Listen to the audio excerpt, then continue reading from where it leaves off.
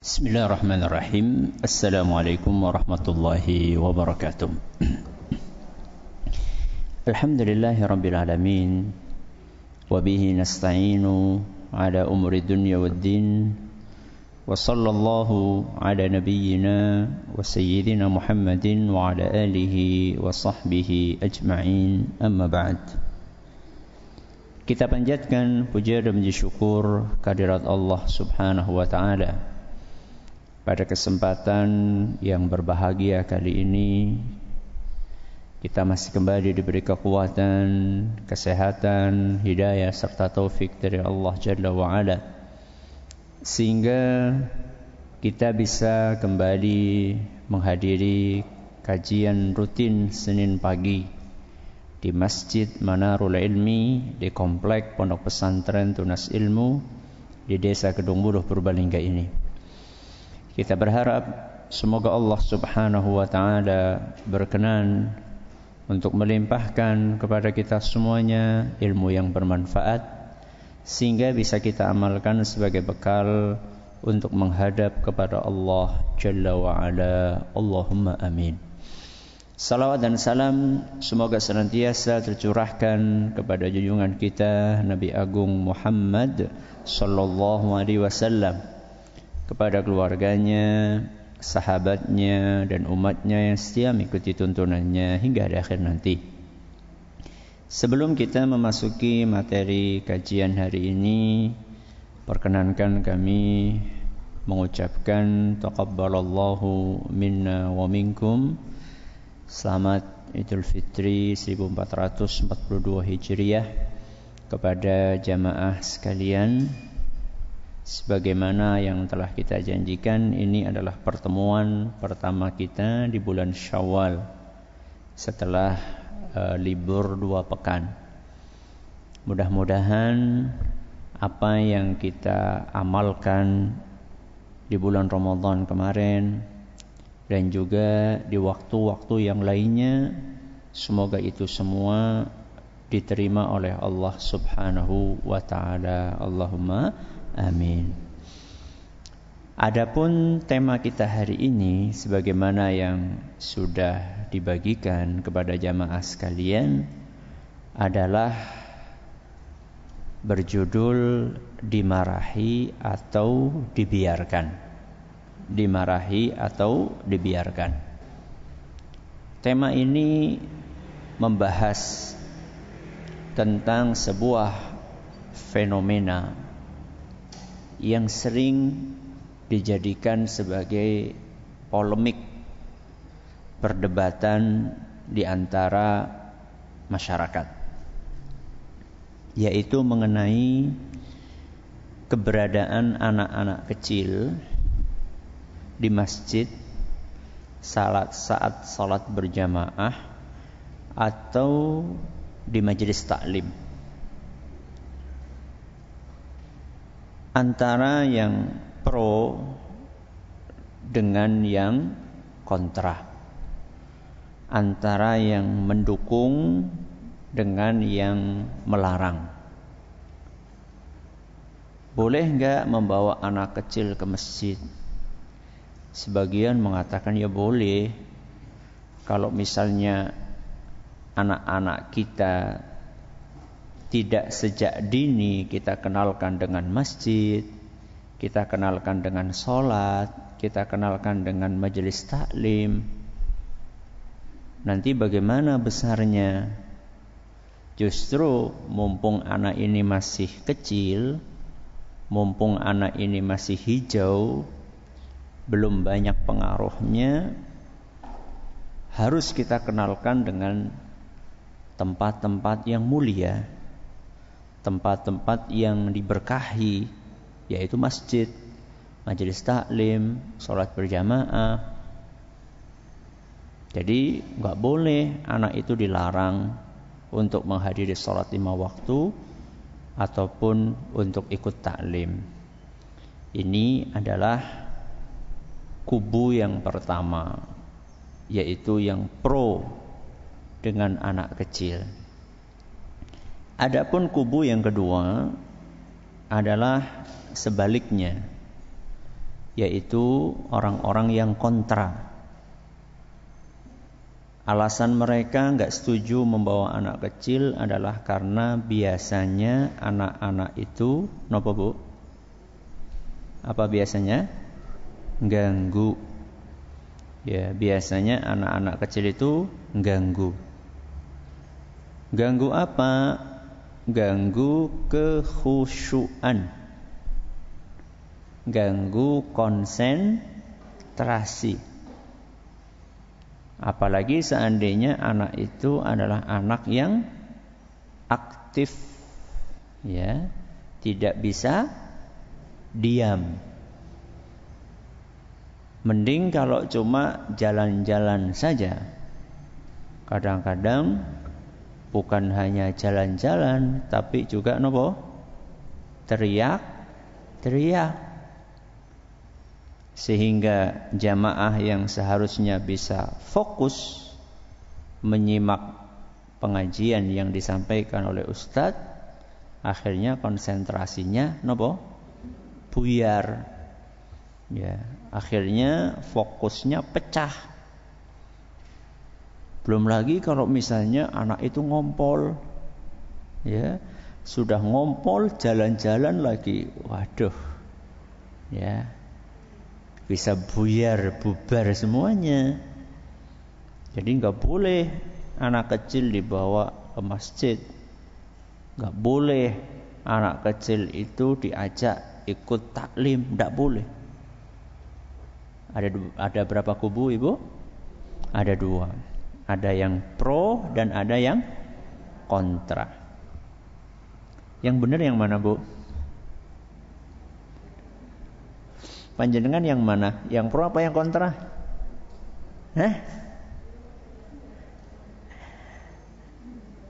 Inilah yang sering kita hadapi di masyarakat kita.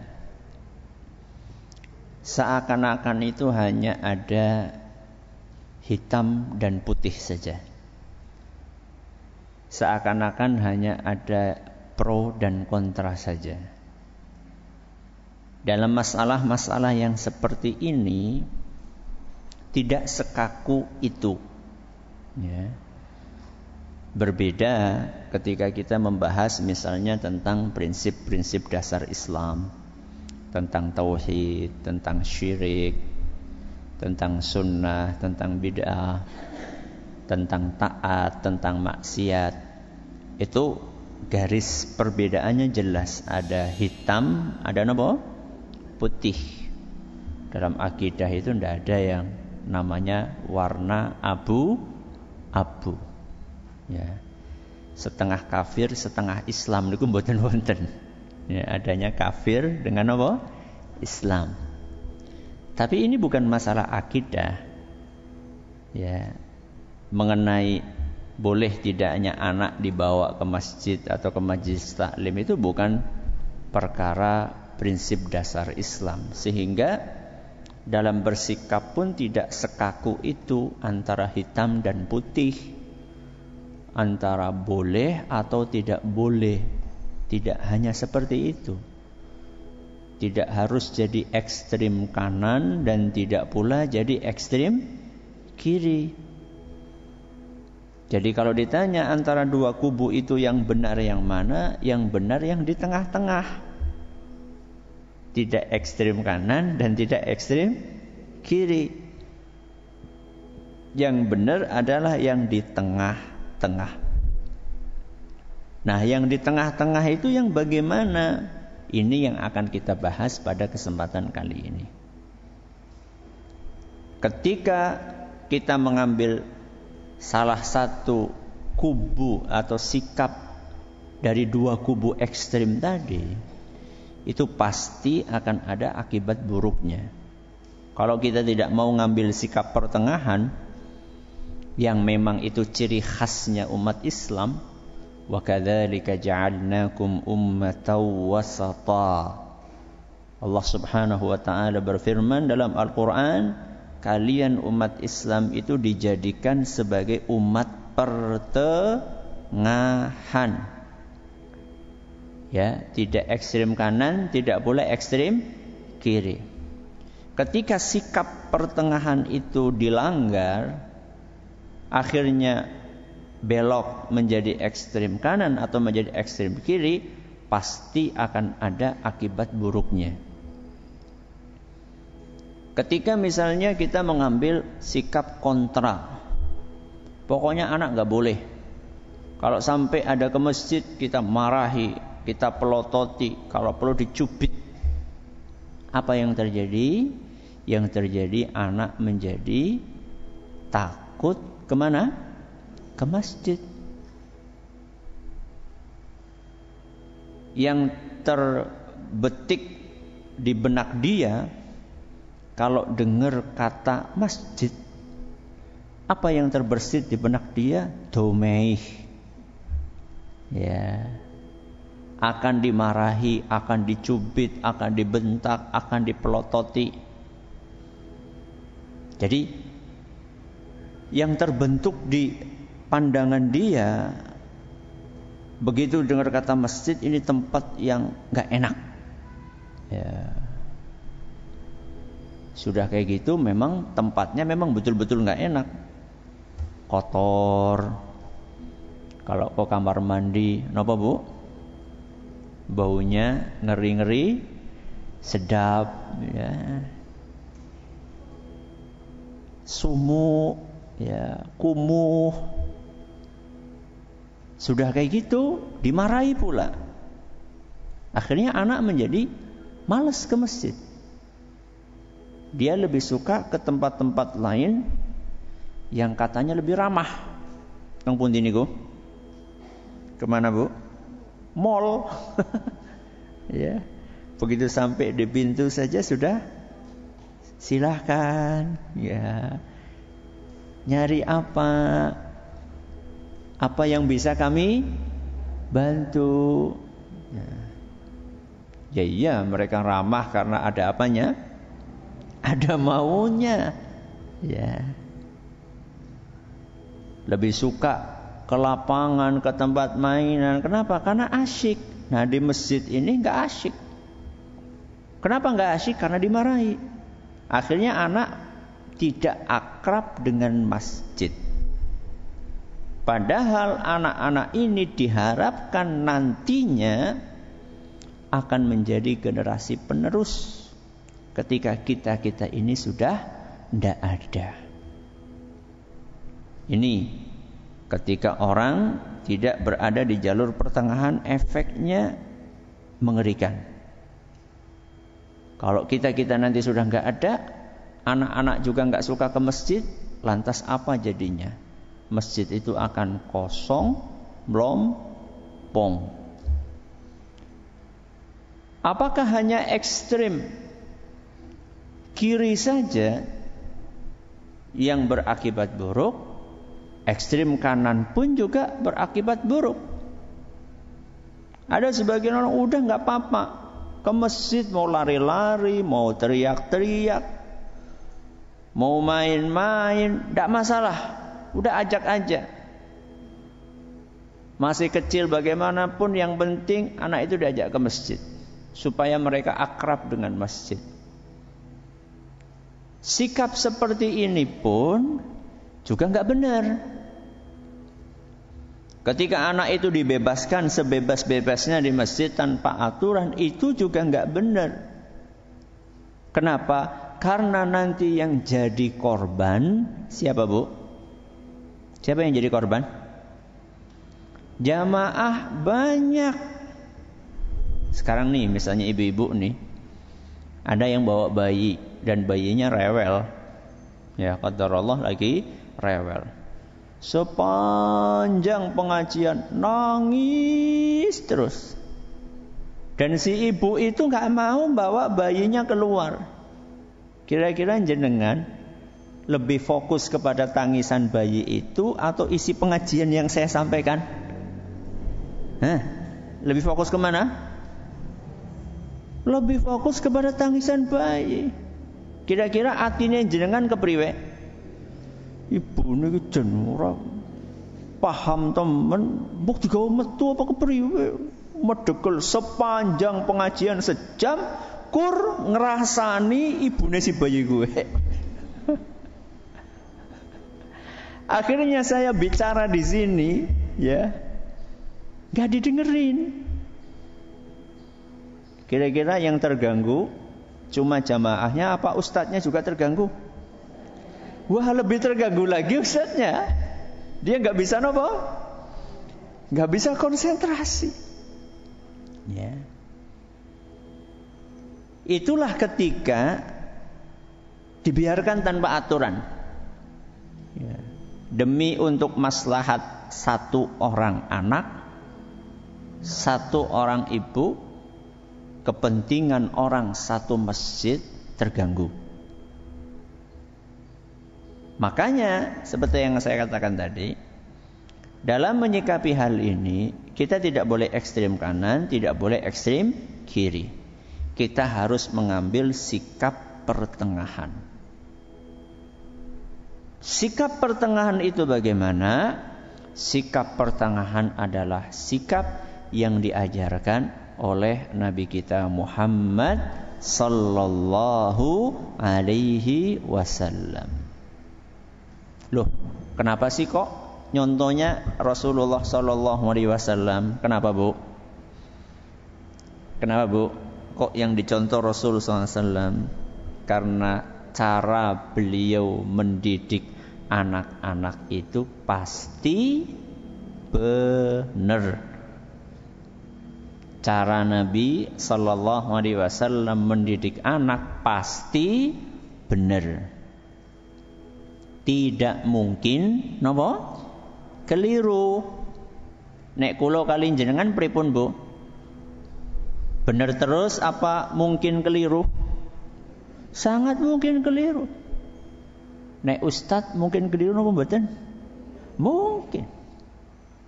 Sehingga jenengan, wah ustaz anaknya kaya kowe. Ustaz juga manusia. Ya. Mungkin saja ustaz keliru, apalagi anaknya ustaz. Ya. Kalau kita pengen nyari teladan, kita pengen nyari contoh yang tidak mungkin salah, ya contoh yang diajarkan, yang dipraktekkan oleh Nabi kita Muhammad sallallahu alaihi wasallam. Loh, emangnya Rasulullah sallallahu alaihi wasallam sudah memberikan contoh bagaimana menyikapi anak di masjid? Sudah. Emangnya di zaman Nabi SAW itu enggak ada anak-anak? Wonten apa mboten? Wonten. Loh, tapi kan anak-anak di zaman Nabi itu beda dengan anak-anak di zaman ini. Beda maksudnya gimana? Maksudnya anak-anak di zaman Nabi itu serius gitu, enggak ada yang main-main? Sama. Kapanpun yang namanya anak-anak ya sukanya nopo? Mainan. Memang itu sudah sunnatullahnya, memang itu sudah umurnya. Bocah cilik ya senangnya dolanan, anak kecil sukanya mainan. Ya, wajar. Entah di zaman ini ataupun di zaman Nabi SAW, namanya anak kecil suka mainan. Nah, mari kita lihat, apakah Nabi SAW sikapnya seperti dua kubu tadi, ekstrem kanan ataupun ekstrem kiri? Mari kita lihat. Kita akan baca hadis yang pertama, hadis yang diriwayatkan oleh Imam Bukhari dan Muslim. Sahabat yang menceritakan hadis itu adalah Abu Qatadah. Sinten, Bu? Abu Qatadah radhiyallahu anhu. Beliau menuturkan, Ra'aitu Rasulullah sallallahu alaihi wasallam yusalli linnas. Aku pernah melihat Rasulullah sallallahu alaihi wasallam mengimami salat. Jadi saat itu beliau jadi napa? Imam. Wa Umamatu bintu Abil As ala unuqih, sambil menggendong cucunya. Sinten? Cucunya. Siapa nama cucunya? Umamah binti Abil As. Menggendong cucunya yang bernama Umamah binti Abil As di pundaknya. Fa idza sajada wada'aha. Apabila beliau akan sujud, maka anak itu diturunkannya. Hadis ini menjelaskan kepada kita bahwa di zaman Rasul sallallahu alaihi wasallam pun ada anak kecil yang diajak ke masjid. Ini riwayat ini meluruskan pemahaman sebagian orang yang melarang mutlak anak kecil ke masjid. Buktinya apa? Buktinya Nabi SAW juga membawa anak kecil. Di riwayat yang tadi kita baca, anak kecil itu namanya siapa, Bu? Umamah. Umamah ini nama laki-laki apa perempuan? Perempuan. Namanya binti. Umamah binti. Binti Abul As. Ya. Jadi Abul As itu adalah menantunya siapa? Rasulullah sallallahu alaihi wasallam. Jadi Nabi SAW bawa cucunya, yaitu Umamah, ke masjid. Berarti bawa anak ke masjid boleh atau tidak? Boleh. Boleh mutlak atau ada syaratnya? Mutlak atau ada syaratnya? Ada syaratnya. Dari mana kita bisa menyimpulkan bahwa membawa anak kecil itu ada syaratnya? Dari apa yang dilakukan oleh Nabi SAW ketika membawa cucunya ini ke masjid. Apa yang dilakukan tadi, Bu? Menggendong. Berarti intinya apa? Intinya tanggung jawab. Boleh membawa anak ke masjid, tapi harus mau napa, Bu? Tanggung jawab. Tanggung jawabnya bagaimana? Tanggung jawabnya adalah tidak membuat dan membiarkan anak itu mengganggu jamaah yang lain. Kalau sekelasnya Umamah yang masih kecil banget, mungkin ini sekitar usianya batita kayaknya, bawah 3 tahun. Agar anak ini nggak ganggu, apa yang dilakukan? Gendong. Ya kalau jenengan anaknya usia 6 tahun, apa yang gane digendong? Apa temen Ustaz? Ya beda. Makanya fokusnya kita di sini bukan menggendongnya, tapi fokusnya adalah napa wau? Tanggung jawabnya. Jadi ketika jenengan berani membawa anak ke masjid, maka jenengan harus berani bertanggung jawab. Contohnya tidak tanggung jawab apa, Bu? Contohnya bawa anak kecil terus dibiarkan. Ada enggak, Bu, orang yang seperti itu? Ada enggak? Banyak.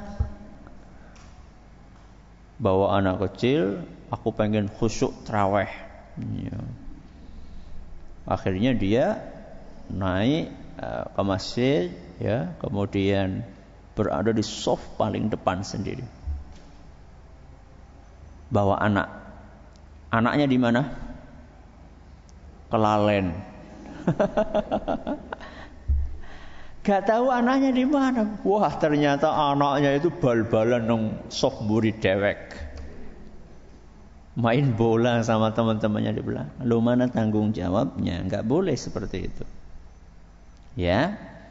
Berani berbuat, berani bertanggung jawab. Kalau memang seumurannya Umamah yang belum bisa diomongi, ya digendong. Ya. Bahkan Rasulullah SAW ini saking tanggung jawabnya, itu sepanjang sholat, kalau kita baca riwayat ini, maka kita bisa memahami bahwa Nabi SAW itu gendong Umamah itu sepanjang sholat. Buktinya sepanjang sholat apa? Begitu akan sujud ditaruh, begitu akan beri diangkat lagi. Berarti kan sepanjang sholat. Ya. Bukan hanya rakaat pertama saja, bukan hanya rakaat kedua saja, tapi sepanjang sholat betul-betul Nabi tanggung jawab. Enggak kemudian rakaat pertama digendong, rakaat kedua dibiarkan kemana-mana, berangkang kemana-mana, ngompol. Ya, akhirnya sajadah satu masjid kena ompolnya. Enggak seperti itu. Loh gimana Ustaz? Wong lagi sholat kok gendong, naroh, gendong, naroh. Itu sudah berapa? Sudah berapa nopo? Sudah berapa gerakan? Gendong betul? Kan gendong nih. Allahu Akbar, gendong. Setelah itu kemudian kalau misalnya cuma 2 rakaat aja lah, katakanlah misalnya cuma salat subuh, sudah berapa gerakan? Naroh rakaat pertama. Mau ini bangkit, gendong lagi, naroh lagi. Sudah berapa gerakan? Katanya kalau lagi salat itu gerakannya lebih dari berapa? 3 kali batal. Berarti sholatnya batal. Jawabannya enggak. Masa ada di antara jenengan yang berani mengatakan sholatnya Rasulullah SAW nopo? Batal. Rasulullah SAW itu orang yang paling paham tentang aturan sholat. Kalau itu dilakukan oleh Nabi SAW berarti itu tidak membatalkan.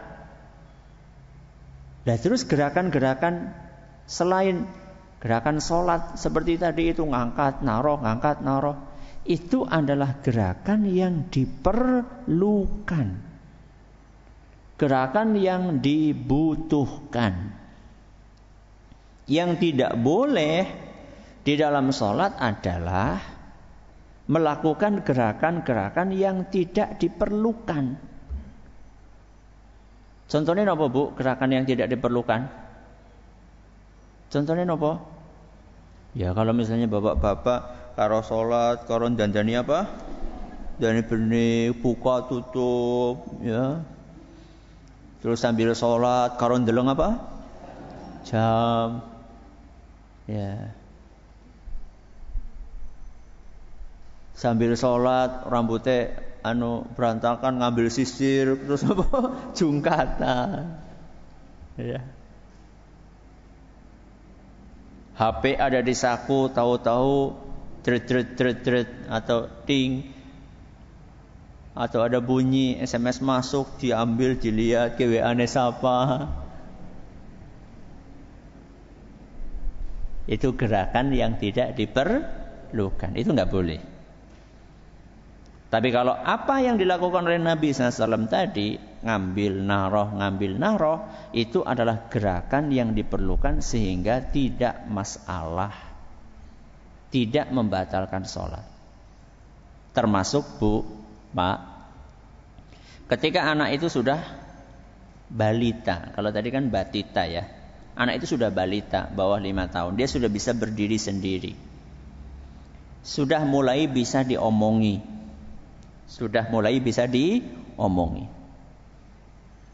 Maka kita suruh sholat itu di samping kita. Sholatnya di samping kita. Sebelum sholat kita sudah bilangin, nak, nanti sholatnya yang bagus ya. Kalau lagi sholat nggak boleh jalan-jalan ke sana kemari, nggak boleh. Biasanya kalau anak dibilang gitu apa? Nggih, mantuk. Iya. Tapi biasanya itu cuma bertahan 1 rakaat. Rakaat kedua mulai nopo? Mulai gatel. Sudah ada gelagat, pengen pergi, maka jenengan sebagai orang tua diperbolehkan melakukan gerakan. Apa gerakannya, Bu? Dicekel. Pegang anak itu. Enggak apa-apa. Ya, lagi sholat kayak gini, tahu-tahu sudah ada gelagat tuh. Iku bocah kok usrak. Ya, mulai tengok-tengok, sudah mulai geser-geser, pegang, dek. Enggak apa-apa. Ya. Sampai tenang kembali, lepas. Lah Ustaz, kalau kita ini lagi sujud, bocahnya ujul. Ujulnya kapan? Pas lagi sujud. Kalau tadi kan masih berdiri nih, kita masih bisa masih bisa merasakan gelagat anak yang mau pergi. Loh, lagi sujud gimana mau nyekeli? Ya, tahu-tahu anak itu lari. Nah, disinilah peran yang kedua. Kalau tadi tanggung jawab, yang kedua adalah kesabaran. Ya, itu kuncinya. Kunci yang pertama tadi tanggung jawab, kunci yang kedua apa? Kesabaran. Kenapa diperlukan kesabaran?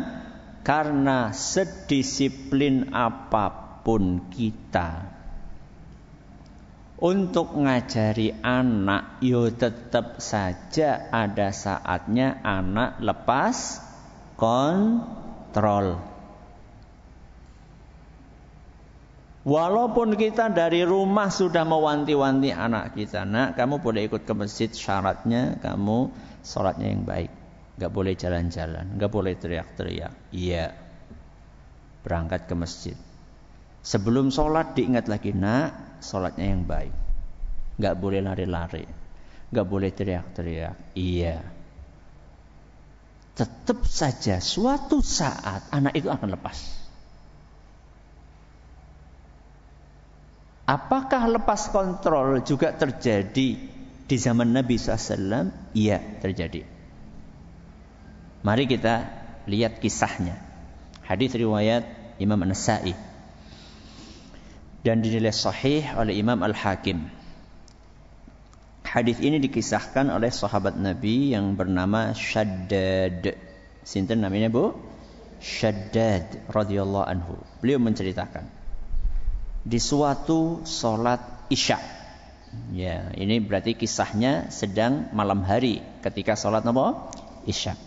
Rasulullah SAW datang sambil membawa Hasan atau Husain. Sinten, Bu? Sinten? Cucu Nabi SAW. Beliau maju ke pengimaman dan meletakkan cucunya lalu bertakbiratul ihram. Ya, nampaknya Hasan dan Husain ini sudah tidak seperti Umamah, mungkin sudah agak besar lagi, sehingga oleh Nabi SAW tidak digendong. Nabi SAW meletakkan Hasan di sampingnya. Ya. Kemudian di tengah sholat beliau sujud lama sekali. Biasanya nggak lama, ini kok lama banget. Karena penasaran, maka Shaddad mengangkat kepalanya untuk mencari tahu. Lagi sujud terus ngelongok, ya, ngelihat kenapa gitu teman.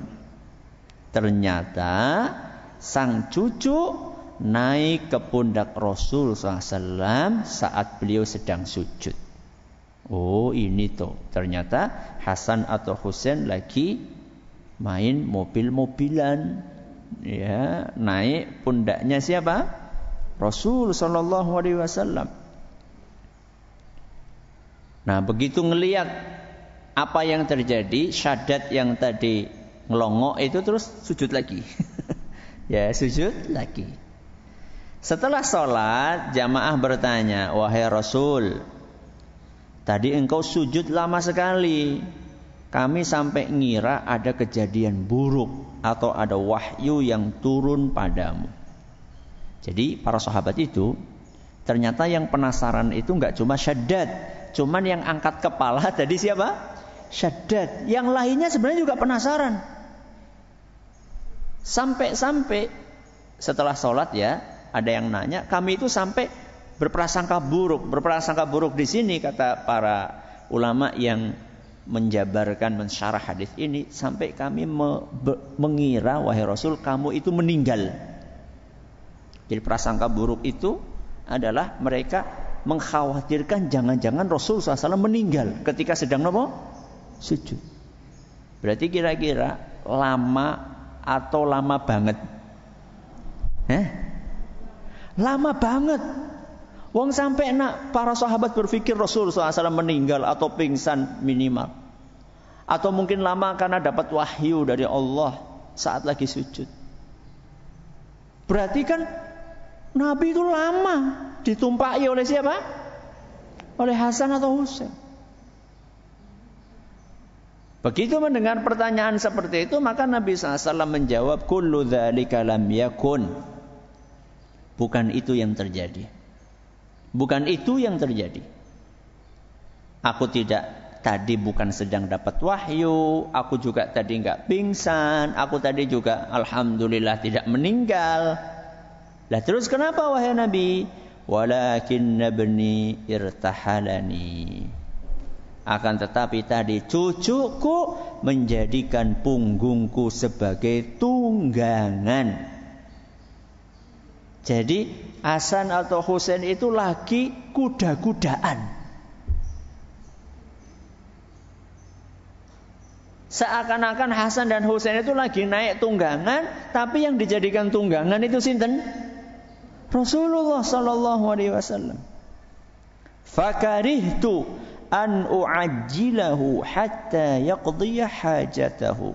Aku tidak ingin memutus kesenangan cucuku sampai dia puas ben marem.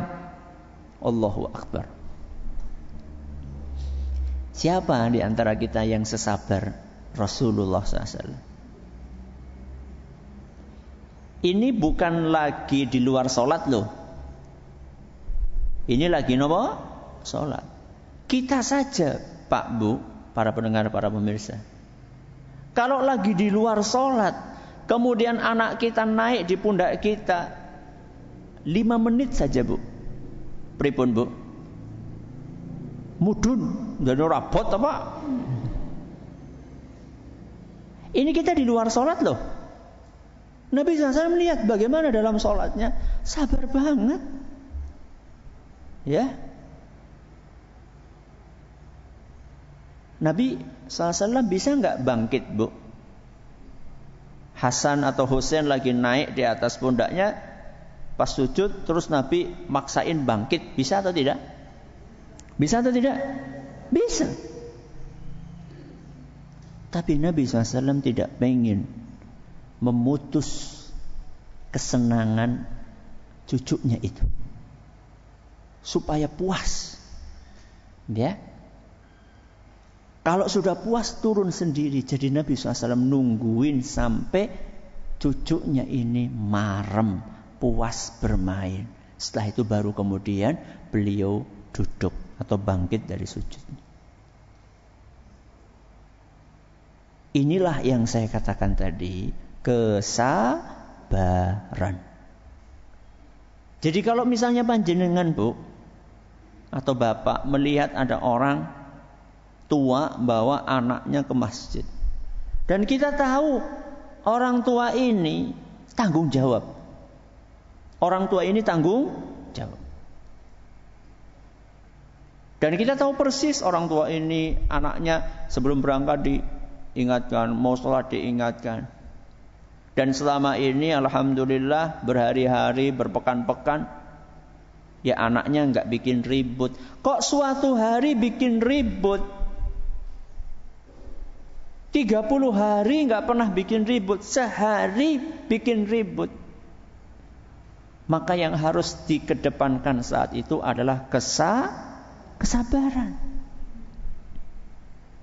Toleransi. Ya. Bagaimanapun juga itu anak tetap anak kecil. Sedisiplin apapun, semaksimal apapun kita ngomongi anak itu, tetap dia anak kecil.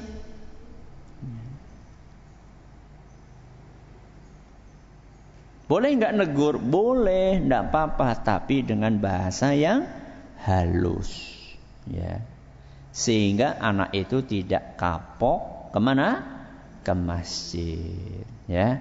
Ini adalah sikap yang tepat untuk menyikapi anak-anak yang dibawa ke masjid atau dibawa hadir di majelis taklim. Kuncinya satu, harus tanggung jawab. Yang kedua, harus sabar. Mudah-mudahan kita bisa mempraktekkan itu. Wallahu ta'ala a'lamu bissawab. Silahkan kalau ada pertanyaan bisa disampaikan. Baik, terima kasih Ustaz. Jazakumullah khairan atas materi yang telah disampaikan. Berikutnya akan kami bacakan beberapa pertanyaan yang telah masuk ke redaksi Radio Insani. Assalamualaikum Ustaz. Waalaikumsalam warahmatullahi wabarakatuh. Apabila sholat dalam kondisi menjadi makmum, kemudian membawa anak, dan ketika sujud anak itu naik ke punggung, bagaimana sikapnya apabila imam sudah berdiri Ustaz? Ya, kalau imam sudah berdiri itu kan lain masalah ya. Sekarang kalau kita jadi makmum, kita kan harus mengikuti siapa? Harus mengikuti imam. Kalau imam sudah berdiri, maka yang kita lakukan adalah anak itu dijagani. Anak itu kita pegangi dengan tangan kita sambil kita bangkit. Apa fungsinya? Supaya anak itu tidak ngeblak. Ngeblak itu jatuh ke belakang, kan bahaya. Ya, posisi anak sedang naik di atas pundak kita, tahu-tahu kita langsung bangkit, anak nggak pegangan, bisa-bisa nanti jatuh anak dan posisi bagian belakang sini terkena lantai, dan itu berbahaya. Ya, karena posisi bagian belakang sini, ya itu sangat vital. Ya, kalau terjadi benturan itu berbahaya sekali. Maka yang bisa dilakukan ketika Anda jadi makmum, kemudian imamnya sudah terlanjur bangkit, Anda bangkit sambil Anda pegangi anak Anda, supaya anak itu tidak jatuh dan tidak membahayakan organ vitalnya. Wallahu a'lam bishawab. Ya. Baik, terima kasih Ustaz. Jazakallahu khairan atas jawabannya. Pertanyaan berikutnya Ustaz, bagaimana apabila kondisi di masjid itu banyak anak-anak yang mereka tidak ada orang tuanya Ustaz? Ya. Untuk menghadapinya bagaimana? Bagaimana kalau misalnya ternyata orang tuanya nggak ke masjid, anak-anaknya pada ke masjid tapi orang tuanya nggak ke masjid, dan ini banyak terjadi di masyarakat. Kalau tadi kan kita membahas orang tua harus tanggung jawab dong. Kalau dia bawa anak, ya anaknya suruh sholat samping dia. Nah sekarang orang tuanya boro-boro mau tanggung jawab, orang tuanya saja nggak ke masjid. Maka apa yang mesti kita lakukan? Yang mesti kita lakukan, kita yang dewasa, yang punya kesadaran untuk berangkat ke masjid, kita harus peduli dengan anak-anak itu. Walaupun mereka bukan anak kita. Kenapa kita harus peduli? Karena mereka adalah aset yang sangat mahal. Jadi kalau kita melihat ada anak-anak pada berangkat ke masjid, walaupun orang tuanya nggak ke masjid, itu adalah aset yang sangat mahal. Mereka lah yang akan melanjutkan estafet perjuangan untuk menghidupkan masjid. Bagaimana wujud kepedulian kita? Wujud kepedulian kita salah satunya adalah kita bikin anak-anak itu berselang-seling, berdiri dalam softnya. Dewasa, anak, dewasa, anak, dewasa, anak. Kenapa demikian? Untuk meminimalisir kemungkinan anak itu bercanda atau bermain. Anak itu bercanda atau bermain biasanya itu karena di sampingnya seusia dengan dia. Akhirnya pitek-pitekan, ya, injek-injekan, tarik-tarikan sarung, ya. Kemudian sikutan. Tapi kalau di sampingnya mbah-mbah, apa ingatnya sikut-sikutan karo mbah? Ya. Maka diselang-seling. Dan itu sudah terbukti sangat efektif. Ya, terbukti sangat efektif. Kami praktekkan di masjid ini. Jadi kami tidak mengambil opsi anak-anak dijadikan satu, enggak. Ya, ada sebagian masjid mengambil opsi seluruh anak kecil dijadikan satu soft di belakang semua. Bubar. Ya. Bahkan ada sebagian masjid mengambil opsi anak-anak dikumpulkan semuanya di lantai 2. Yang dewasa di lantai 1. Bal-balan. Ya. Saya pernah masuk ke sebuah masjid yang polanya seperti itu. Ya, dewasa dikumpulkan jadi 1 di lantai 1, anak-anak dikumpulin jadi 1 di lantai 2. Allahu Akbar. Ramenya minta ampun. Anak-anak kalau main-main di atas itu, yang di bawah dengar atau tidak? Dengar. Wong kebuka kayak gini gimana gak dengar? Sampai mau ruku rakaat pertama, bahkan sudah masuk rakaat kedua masih pada rame. Ya. Menurut saya itu kurang ideal. Kurang ideal. Lebih ideal kalau misalnya diapakan tadi, Bu? Diselang-seling. Wallahu a'lam. Ya. Pertanyaan terakhir. Baik, kami bacakan satu pertanyaan terakhir dari pendengar dan juga pemirsa radio dan juga TV Roja. Assalamualaikum Ustaz. Waalaikumsalam warahmatullahi wabarakatuh. Datang dari Pak Ian di Jawa Barat. Bagaimana cara memukul anak laki-laki usia 8 tahun yang meninggalkan sholat? Orang tua sudah menasehati dengan cara yang baik-baik, tapi tidak didengar oleh anak. Mohon nasihatnya Ustaz, terima kasih. Cara memukulnya sudah pernah kita bahas, ya, di kajian fikih pendidikan anak.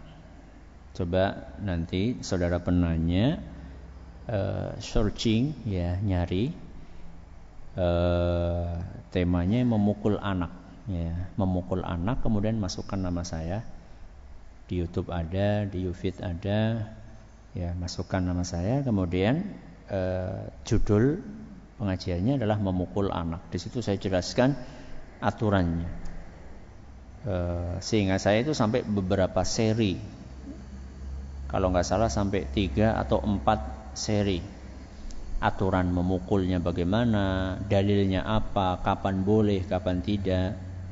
Jadi salah satu yang saya sampaikan di situ adalah pukulannya tidak boleh keras. Tidak boleh nopo? Keras. Ya, kalau menggunakan alat, maka alat itu bukan alat yang membuat anak itu menjadi memar atau kulitnya jadi merah atau hitam, enggak. Sehingga pukulan itu adalah pukulan yang tidak meninggalkan bekas. Ya. Loh, enggak marem dong. Yo, memang tujuannya bukan untuk memaremkan diri. Enggak puas dong. Memang tujuannya bukan untuk memuaskan. Memukul anak ketika anak enggak sholat tujuannya bukan untuk memuaskan keinginan kita. Bukan. Tujuannya adalah untuk mendidik. Sehingga kalau pukulan mendidik itu jelas berbeda dengan pukulan yang tujuannya ingin menyakiti. Berbeda. Ya. Sehingga itu yang diajarkan oleh para ulama kita berdasarkan dalil-dalil yang ada. Kemudian nggak boleh mukulnya di bagian apa? Kepala, bagian muka nggak boleh. Ya, nempeleng itu nggak boleh. Ya. Kemudian juga nggak boleh lebih dari 10 kali, seingat saya. Nggak boleh lebih dari 10 kali. Dan kalaupun akan lebih dari sekali, maka nggak boleh di satu tempat. ya pindah-pindah tempatnya supaya tidak membahayakan fisik anak. Dan beberapa aturan-aturan yang lainnya. Itu pun setelah nasihat kurang ngefek. Ya setelah nasihat cara ini enggak ngefek, baru kemudian mengambil jalur pukulan, sehingga memukul itu merupakan alternatif terakhir.